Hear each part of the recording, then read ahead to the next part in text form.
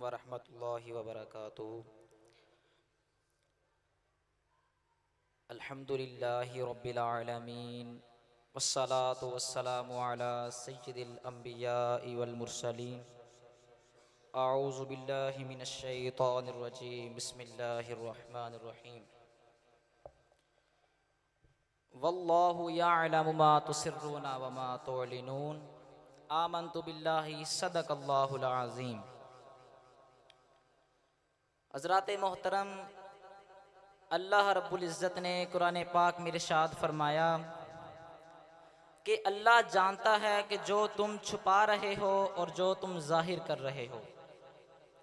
यानी हम अपने अकायदो अमाल में से जो भी छुपा रहे हैं और जो भी ज़ाहिर कर रहे हैं, तमाम का अल्लाह रब्बुल इज़्ज़त जानने वाला है।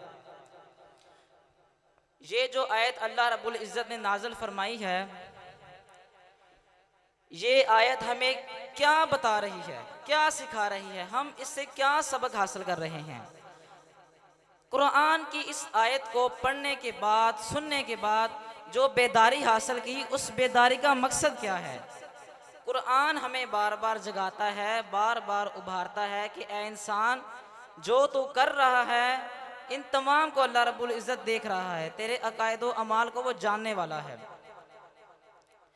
सारी दुनिया, बाकी सारी इंसानियत बेशक तुझसे गाफिल हो जाए, लेकिन वो तेरा एक रब ही है जो एक आंख की पलक झपकने के बराबर भी तुझसे गाफिल नहीं, वो तेरे तमाम कायदो अमाल को देख रहा है। तो इस आयत मुकद्दसा में हर उस शख्स के लिए बड़ी ही इबरत और बड़ी ही नसीहत है कि जो लोगों से छिप छिप कर गुनाह करते हैं, कि अल्लाह तो जान रहा है ना, लोगों से छिप छिप कर गुनाह करते फिरते हैं। शराब पिएगा, जुआ खेलेगा, चोरी करेगा, डाका डालेगा तो लोगों से छिप कर करेगा, क्योंकि लोग माफ़ी नहीं देते, लोग माफ़ करने वाले नहीं। वो जानता है अगर मुझे किसी ने पकड़ लिया, मुझे मारेंगे, गालियां देंगे, बुरा भला कहेंगे, नफरत करेंगे, बद नजरी से देखेंगे, वो इसलिए छुपता फिरता है लोगों से। इसकी यूं मिसाल दें, अगर कोई शख्स, उसके साथ कोई शख्स बैठा हो तो वो ये इरादा करे कि मैं फलां काम करना चाहता हूँ बुरा, वो कहे कि यार ये बंदा तो मेरे पास बैठा है, मैं ये काम कैसे करूँ, ये चला जाएगा तो फिर कर लेंगे। वो इंतज़ार करेगा, सोचेगा अब ये जाएगा तो मैं कुछ करूँगा। वो इंतज़ार करेगा उस इंसान के जाने का। अगर तो उस नसीब वाले के जहन में ये ख्याल आ जाए, ये मैं कर क्या रहा हूँ, इंसान से डर रहा हूँ, इंसान के जाने का इंतज़ार कर रहा हूँ कि जाएगा तो मैं ये काम करूँगा। मुझे तो अपने अल्लाह रब्बुल इज़्ज़त से डरना चाहिए कि जो हर वक्त मुझे देख रहा है। इंसानों से मैं क्यों डर रहा हूँ। वो अल्लाह रब्बुल इज़्ज़त जो मेरा खालिक है, मेरा हकीकी खालिक और मालिक है, मेरा राज़िक है, मुझे पालने वाला है, जिसने मेरी शुरू से लेकर आज तक मेरी ज़रूरियात को पूरा किया है, मुझे तो उससे डरना चाहिए। मैं इन इंसानों से डर रहा हूँ। वो तो कोई मिसल ही नहीं अल्लाह के मुकाबले में, उसकी मखलूक है जिससे मैं डर रहा हूँ। अल्लाह से डरने के हवाला से और लोगों से डरने के हवाले से अल्लाह रब्बुल इज़्ज़त क्या इरशाद फरमाते हैं फला तखशौहुम वखशौनी, कि लोगों से ना डरो बल्कि मुझसे डरो। इस आयत में अल्लाह रब्बुल इज़्ज़त हमें दो हुक्म अता फरमा रहे हैं, जिसमें अगर हम अल्लाह के एक हुक्म को पूरा करेंगे तो दूसरा खुद ब खुद पूरा हो जाएगा। अल्लाह फरमाता है लोगों से ना डरो और मुझसे डरो।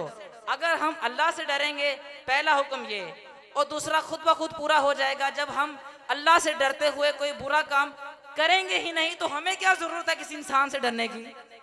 इंसानों से तो बंदा तब डरे ना जब बुरा काम करे, करके छिपता शायद किसी ने देख तो नहीं लिया या फलां तो। जब अल्लाह के डर से किया ही नहीं तो लोगों से छुपने की क्या जरूरत है। और जब बंदा अल्लाह रब्बुल इज़्ज़त से डर के मारे गुनाह छोड़ दे, गुनाह का इरादा था वो वापस ले लिया, तो अल्लाह रब्बुल इज़्ज़त फरमाते हैं वलिमन खाफ मकाम रब्बी जन्नतान, जिसने गुनाह करते वक्त मेरे डर से गुनाह छोड़ दिया, उसके लिए अल्लाह रब्बुल इज़्ज़त फरमाते हैं एक नहीं बल्कि उसके लिए दो जन्नतें अल्लाह ने अता फरमाई। तो इस बात की यह दलील है कि अल्लाह से डरने वाले भी क़यामत के दिन फलाह पा जाएंगे, क़यामत के दिन वो कामयाब हो जाएंगे दुनिया में जो अल्लाह से डरते रहे।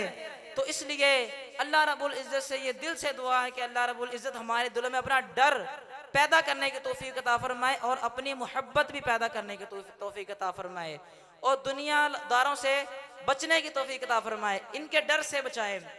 और अल्लाह रब्बुल इज़्ज़त खुशी में, तकलीफ में, हर गम में अपने आप को याद रखने की तौफीक अता फरमाए, क्योंकि जब बंदे पे गम आते हैं तो वो भी अल्लाह की तरफ से आते हैं।